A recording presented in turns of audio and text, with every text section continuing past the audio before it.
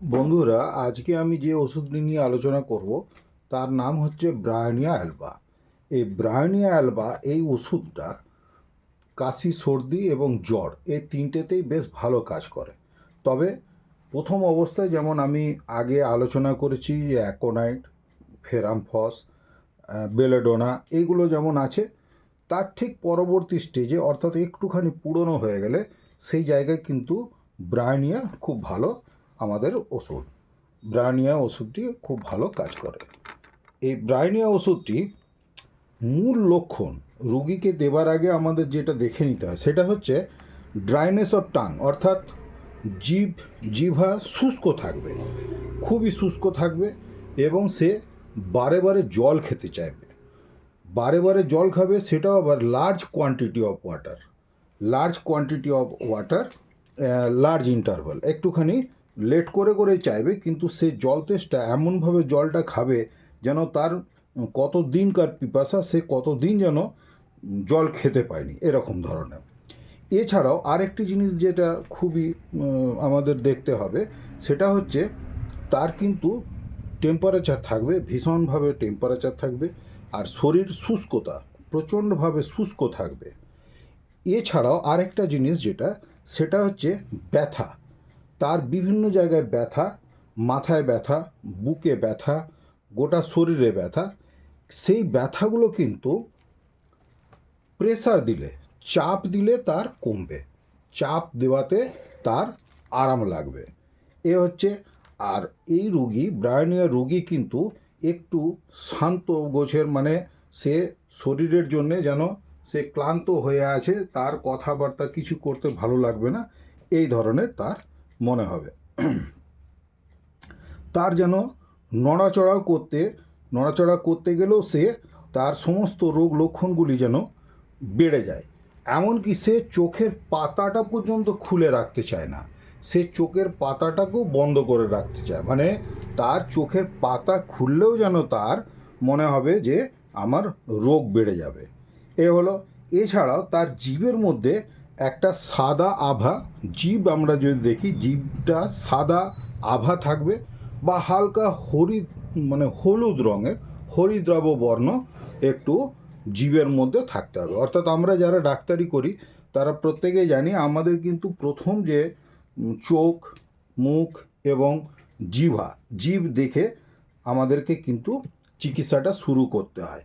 এছাড়াও এবারে রুগীকে কিছু তো জিজ্ঞাসাবাদ করতে হয়। জিজ্ঞাসা করার সময় যদি জিজ্ঞেস করা হয় সে খাবারের ব্যাপারে, তার কিন্তু যে কোনো খাবারই তেতো তেতো মনে হবে, সে খাবার খেতে চাইবে না। প্রথমত সে খাবার খেতে চাইবে না, খাবারে তার মানে মুখে স্বাদ থাকবে না, যেটুকু স্বাদ থাকবে তার একদম তিক্ত, তিতো তিতো মনে হবে।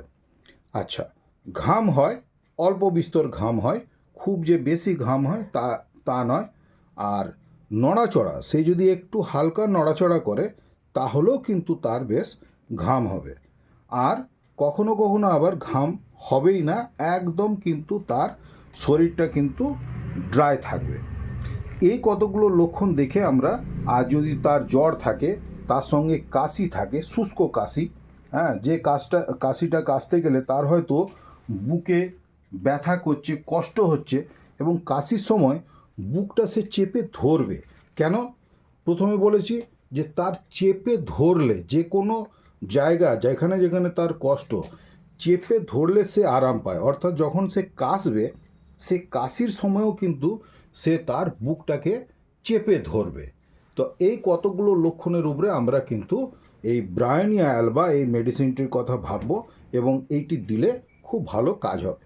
তো এই কটা যে সিমটমস বললাম, এই সিমটমসগুলো ঘরোয়াভাবেও যদি কেউ দেখে উপলব্ধি করতে পারেন, তাহলে কিন্তু ব্রায়োনিয়া 30 পাওয়ারের ওষুধটি তাকে যদি সারা দিনে 4 ঘন্টা পর পর যদি 2 থেকে 3 ফোঁটা করে 1 চামচ জলের মধ্যে মিশিয়ে, উষ্ণ গরম জলে মিশিয়ে দিলে খুব ভালো কাজ হবে, তাহলে সে খুব উপকার পাবে। বাচ্চা হোক, বড় হোক, যে কেউ হতে পারে, তাদের কিন্তু খুবই ভালো কাজ হবে। কিন্তু এই অ্যাকিউট কন্ডিশনে 30 পাওয়ারটি কিন্তু দিতে হবে।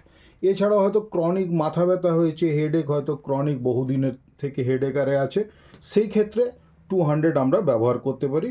তার ব্যবহার পদ্ধতি আমি অন্য দিনে না হয় আবার আলোচনা করব। এইবারে যে কথাটি বলবো এইটি পার্টিকুলার হোমিওপ্যাথি ডাক্তারদের জন্যে যেটা জানা দরকার সেটা হচ্ছে এইখানেও কিন্তু আবার এই আমাদের আনকমন পিকুলিয়ার সিমটমস কিছু থাকে যেগুলোর দ্বারা আমরা মেডিসিনটিকে আলাদাভাবে চিনে নিতে পারি। এইখানে সেরকম একটি আছে, সেটি হচ্ছে মেয়েদের ক্ষেত্রে, মহিলাদের যখন রজস্রাব হয় সেই রজস্রাব সময়ে এদের এইটি কিন্তু প্রচণ্ড মানে বিকারিয়াস মেনস্টুরেশন বলা হয়, অর্থাৎ মানে খুব কষ্টদায়ক, হ্যাঁ, এই ধরনের তার মেনস্টুরেশন হবে এবং তার ব্যথা থাকবে। সেম ওইখানেও ব্যথাতেও আরাম হবে, চাপ দিলে তার ব্যথা থাকবে। আনকমন জিনিসটা যেটা হচ্ছে সেটা হচ্ছে তার নোজ ব্লিড হয়, অর্থাৎ নাক দিয়ে রক্ত পড়তে পারে, nose bleeding when menses appear, অর্থাৎ যখন মেন্সটা শুরু হচ্ছে সেই সময়ে কিন্তু তার একটা নাক দিয়ে ব্লাড আসার, নাক দিয়ে রক্ত আসার কিন্তু একটা প্রবণতা দেখতে পাওয়া যেতে পারে। এছাড়াও এই রোগী এই ওষুধে কিন্তু আমরা কাশির সাথেও রক্ত দেখতে পারি, স্পিটিং অফ ব্লাড বলা হয় সেখানে, আমরা কাশির সাথেও রক্ত দেখতে পারি। অথবা এখানে কিন্তু হিমোপটিসিস বলা হয়, হিমোপটিসিস অর্থাৎ কাশির সাথে যদি রক্ত বেরোয় তাকে আমরা হিমোপটিসিস বলি। এখানে হিমোপটিসিস যেহেতু কথাটা এলো, তার সঙ্গে আরেকটা কথা না বললেই নয়, সেই কথাটা বলে রাখি, হেমাটিমেসিস, হিমোপটিসিস আর হেমাটিমেসিস। তাহলে হিমোপটিসিস কিন্তু কাশির সাথে যখন রক্ত আসে তাকে বলা হয় হিমোপটিসিস। আর যদি মুখ দিয়ে রক্ত আসে, যেটা পেট থেকে রক্ত আসছে এবং অনেকখানি কোয়ান্টিটিতে অনেক বেশি, তখন তাকে বলা হয় কিন্তু হিমাটিমেসিস। এই কথাগুলো আমাদের, এটা এই শেষের দিকে যে অংশটা বললাম এটা আমাদের হোমিওপ্যাথি ডাক্তারদের জন্য প্রয়োজনীয়, আর প্রথম দিকে যেটি বললাম সেটা সাধারণ মানুষদের জন্য এটি কাজে দেবে। আফটার অল যাই হোক, ব্রায়োনিয়া অ্যালবা মেডিসিনটি খুব ভালো এবং এটি 30 পাওয়ারের, যে কেউ অ্যাকিউট কন্ডিশনে ব্যবহার করতে পারে। আর বাকি স্পেশাল কেসগুলো যেগুলো বললাম সেগুলো কিন্তু হোমিওপ্যাথি ডাক্তারদের জন্য বললাম। ঠিক আছে বন্ধুরা, ভালো থেকো, থ্যাংক ইউ ভেরি মাচ।